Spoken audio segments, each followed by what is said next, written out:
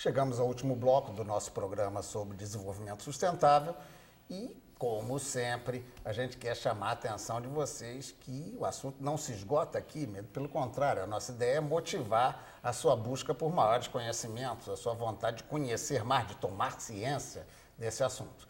Nesse sentido, nós temos em www.tomeciencia.com.br, a nossa página, nosso espaço na internet, a possibilidade de vocês encontrarem lá indicações de outros sites e de bibliografia sobre o tema, porque nós pedimos aos nossos convidados, a quem já agradecemos aí essa gentileza, a indicação de temas que vocês possam, então, livros, ou seja, indicações que vocês possam utilizar para aprofundar o conhecimento.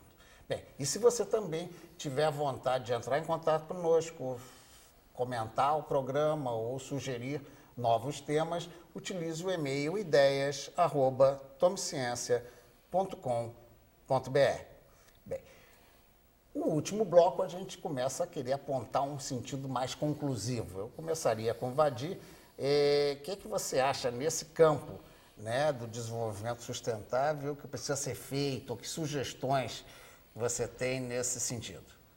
Bom, no meu campo de conhecimento específico, que seria a mensuração do ponto de vista social desse fenômeno, ainda há muito por fazer. Como eu falei, na área das estatísticas econômicas há acumulado conhecimento aí de 60 anos, na área de estatísticas sociais 40 anos, na área de estatísticas ambientais e mais especificamente indicadores de desenvolvimento sustentável, nós temos um pouco mais de 10 anos aí no mundo e no Brasil isso começou mais efetivamente a partir de 2002. Como uma publicação oficial de um órgão de estatística.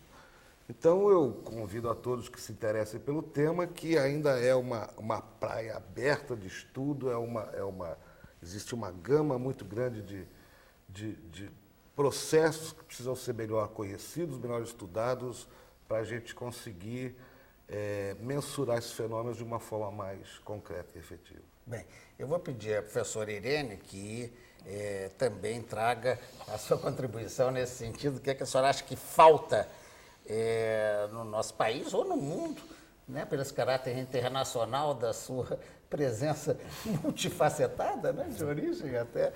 O que a senhora recomenda para a gente? Me parece que eso falta en el mundo, desenvolver un conocimiento menos fragmentado y cartesiano, y orientar ese conocimiento a las realidades de los países y a las realidades locales para que efectivamente llegue a los distintos segmentos educativos. Eso primera cosa. Y junto con el desenvolvimiento de estas pesquisas de carácter interdisciplinar y esta formación de nuevos cuadros en esta perspectiva, a inclusión definitiva a educación, a agricultura en los problemas de medio ambiente.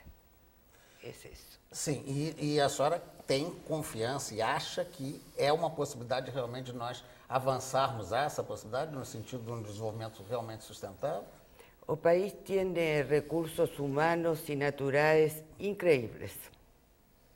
Lo que quizá esté ya faltando y que sea un resultado de esta fragmentación es la coordinación de esos recursos humanos. Hoy no tenemos en la UFRJ, por ejemplo, recursos humanos capaces de explorar genéticamente algunas especies y de testear estas especies en diferentes dolencias. Eso existe ya. Es una cuestión de economía, de aprovechamiento, de respeto y de unión entre todos los pesquisadores y sobre todo con las demandas políticas, con las políticas públicas. O sea, las políticas públicas yo creo que tienen que ser en ese sentido repensadas e redefinidas. Bem, no sentido, ela falou em políticas públicas. Normalmente, quando a gente fala com representação empresarial, vem aquela queixa, né, do governo. Você acha que precisa de algum tipo de direcionamento de política pública ou vocês, pela própria característica do órgão que você aqui representa, acham que podem sozinhos também estimular esse crescimento da mentalidade da ação das empresas no caminho do desenvolvimento sustentável? De maneira nenhuma. Desenvolvimento sustentável, a gente falava aqui do tripé, ele pressupõe a interação entre os 3 atores sociais, sociedade civil organizada, as ONGs, o setor empresarial e o setor público. A relação entre esses 3 atores sociais é que precisa ser melhorada. E só dessa relação vai surgir o desenvolvimento sustentável. Esse é o primeiro ponto. Mas, de fato, existe um reconhecimento por parte de todos os setores que é o setor empresarial que vai liderar a sociedade global na direção do desenvolvimento sustentável. Esse é um ponto, isso foi um consenso que surgiu em Johannesburgo, onde houve uma grande decepção, né, com relação à evolução das negociações entre os governos, com a própria posição norte-americana do governo norte-americano e as empresas mostrando casos concretos de que a sinergia entre o econômico, social e ambiental, ela podia de fato ocorrer na prática, no dia a dia dos negócios, né? Mas vocês estavam falando, você me pediu para fazer algumas recomendações. Isso.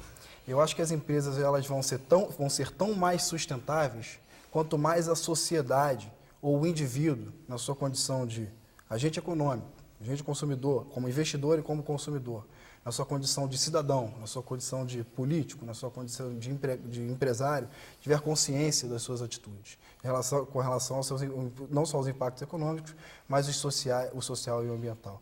E para as empresas, o CBEDS ele atua como um catalisador das transformações empresariais ao desenvolvimento sustentável, em direção ao desenvolvimento sustentável. A gente falou aqui um pouco sobre o conceito de ecoeficiência, que basicamente é você produzir mais com menos, né? Eu acho que nós já fizemos muito, mas o muito ainda é pouco diante do desafio que está diante de nós. E a gente começa a trabalhar no CBEDS com o conceito de ecoefetividade, que não é você produzir, é importante que você produza cada vez mais com menos, mas é importante que você atenda às necessidades humanas de forma sustentável. E isso é a tal ecoefetividade que a gente tem tentado trabalhar, que está basicamente pautada com uma ferramenta fundamental que é a ecoinovação, que é como você atende às necessidades humanas, por exemplo, a necessidade de mobilidade. Você não precisa de ter tanto carro para que as pessoas possam se transportar. Então, como você atende à necessidade de mobilidade sem depredar o meio ambiente e de uma forma socialmente justa? Então, seriam essas recomendações que eu tenho. Aí passa por uma política pública, certamente, de transporte coletivo. Aí eu vou jogar a bola para o Henrique Cortez na parte de política pública, que normalmente é o que você defende que falta nesse país, né? Quais são as coisas que agradeço, fiquei no papel de carrasco. Tá bom. Não, eu não acho que faltem políticas públicas no Brasil. Eu acho que no Brasil tem política pública para tudo, menos para o que interessa. Eu não vou reclamar dos equívocos das nossas políticas públicas. Eu vou dar um exemplo de como se concebe uma política pública. Muito bem. A cidade de Viena, capital da Áustria, é integralmente abastecida em água através de um aquífero. A água de Viena não é tratada porque é água mineral. Nos anos 60, ela estava cercada de propriedades rurais que produziam cevada, gado, leite, não sei o quê. Eles descobriram que a produção agrícola estava devastando as áreas de recarga do aquífero. O que eles fizeram? Nos anos 60, eles chamaram todos os produtores e falaram assim, olha, nós vamos isolar um pedaço da sua propriedade, nós vamos revegetar. Eles fizeram todo o processo de reflorestamento, revegetação do entorno da área de recarga. E hoje, cada proprietário recebe 240 euros por hectare preservado na área de recarga. Filantropia? Não.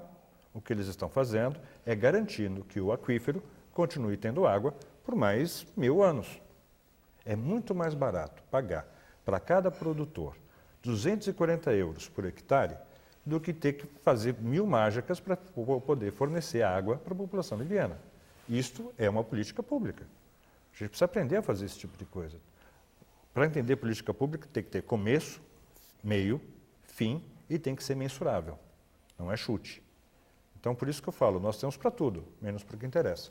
Você consegue, com isso, ter uma mensagem de esperança ao final, ou você acha que vamos ficar só no papel com o desenvolvimento sustentável? Não, rapidinho? Eu acho que, até porque hoje, nesse tripé, onde ele está manco? Está manco no lado público. A sociedade civil avançou muito e continua avançando muito. As empresas estão avançando, algumas mais, algumas menos, algumas coisa nenhuma e algumas muito, mas está avançando. Onde está manco é na parte pública, nas políticas públicas. E onde é que está a esperança nisso? É o mais simples de resolver, porque depende de nós. Quem gera a política pública é a própria sociedade. A pressão que possa ser exercida sobre o governante. Nós fazemos. Com essa mensagem de pressão sobre o governante, eu acrescento uma outra da sua maior atenção e profundidade com o assunto. Tome ciência da questão e procure agir, não deixar apenas para os especialistas. Até a semana que vem. Muito obrigado aqui pela presença do Henrique Cortez, da professora Irene Garay, do Flávio Almeida, que é do Centro Empresarial de Desenvolvimento Sustentado, e do Vadir Skandar, né? Esse nome, de vez em quando, eu tenho que tomar cuidado para não errar, lá do IBGE. Eu quero agradecer a presença de todos e a audiência de vocês. Até a semana que vem.